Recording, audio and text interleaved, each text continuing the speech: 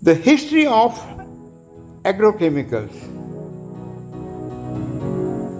and also some information on the history of fertilizers as well.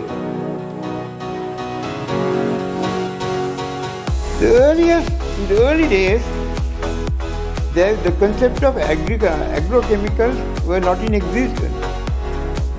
And man itself started development along with nature, with animals, evolved as one part of nature. But as man involved and superseded nature, now the next step was for him he was a herdsman, he was a nomad, and then he started to settle down and cultivate.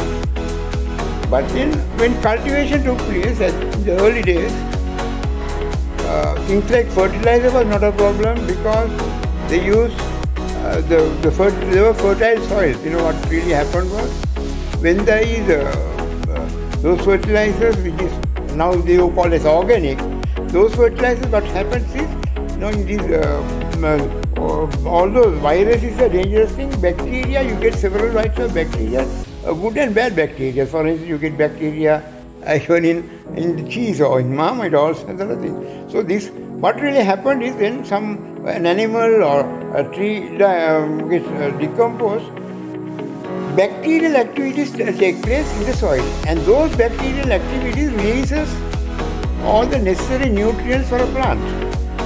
So that is like human beings need vitamins, proteins, carbohydrates, all that stuff. Plants, they need a thing called nutrients. So there are two varieties of nutrients called the major nutrients, the micronutrients. The major nutrients are the nitrogen, phosphorus and potassium. And the minor nutrients are the magnesium, boron, cobalt and all that. Because those are the major things that a plant will grow. All that came through the natural form. So I'll come to that later. Now let us start off with my major issue on agrochemicals. So the earliest history of agrochemicals, it all took place in France. In France, in a town called Bordeaux. Bordeaux, which had a very old university, originating from 1441, very old university in France, well-known university. What really happened was, it was a beautiful university and a huge compound and a large vineyard. It had a lot of grapes and a vineyard, and it was a vineyard. It all sort of fruits, grapes and all that stuff. Now what really happened was, children after school, they slowly dropped into this compound and started to pluck these fruits. It was a big annoyance and nuisance for the caretaker. He was finding he should put an end to it. So what he did was, he tries to get something to make it bitter, or where children will get poison and do something so that the children will detest or avoid seeing these plants on the way back home from school. And so he got some copper sulfate and sprayed onto these plants. And what happened, goodness gracious me, it so happened that after spraying that, it had a very stunning effect. The plants were more flourishing and it looked really better. And then what happened, that was the birth of agrochemicals, which was known as the Bordeaux Mixture, which originates in 1882. So this Bordeaux Mixture, even now a lot of people use it.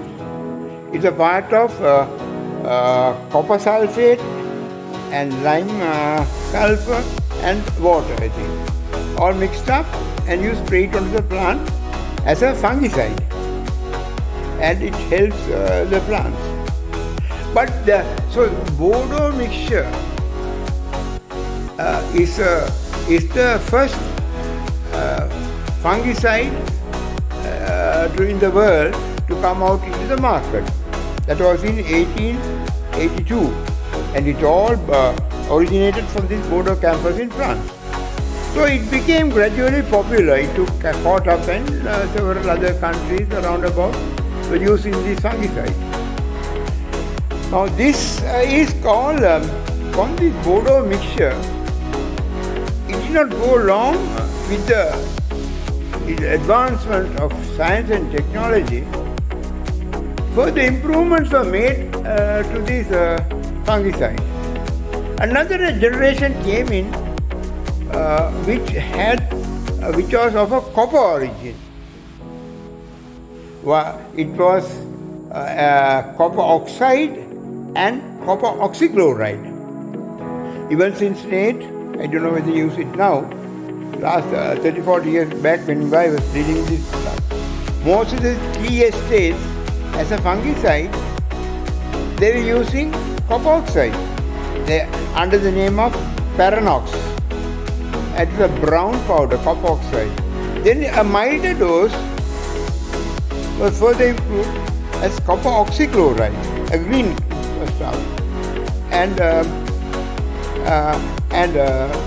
people like Agro, a branch of Haley's at that time, they were marketing bakers, German bakers' products who were handling it under the name of Cupral. So that is a second generation of fungicide, that means of copper-based fungicides. From the Bordeaux Mixture came the copper. So that was copper and copper oxide and copper oxychloride. The brand names were there for various companies kept their names. So one company called it Paranox, another would have called something else, another company would have called by its chemical name itself. So these things, and then things like copper oxide was very strong, and it was used only on tea, but sometimes it was being used on other vegetables on the slide, but then it was very scorching to the plant. It was retarding the growth, and it was not very healthy for the plant, but for tea it was okay. So a more refined form of copper oxychloride, it was used on cabbage and other stuff and potatoes on early blight and all that. But as time went by, there was another revision. From the copper-based fungicides came in another set of fungicides called the carbamate fungicides. So those carbamate fungicides were based on zinc and manganese and all. So those carbamate fungicides again were grabbed by the various huge companies.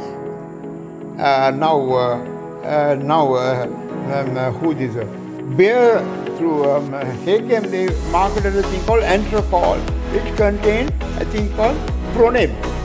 Proneb is zinc, protein, dithiocarbonate. It's a carbamate fungicide. Then at the same time, Lancome, they were promoting a thing called Menzate D, that was Maneb. That is manganese, ethylene, dithiocarbonate. They were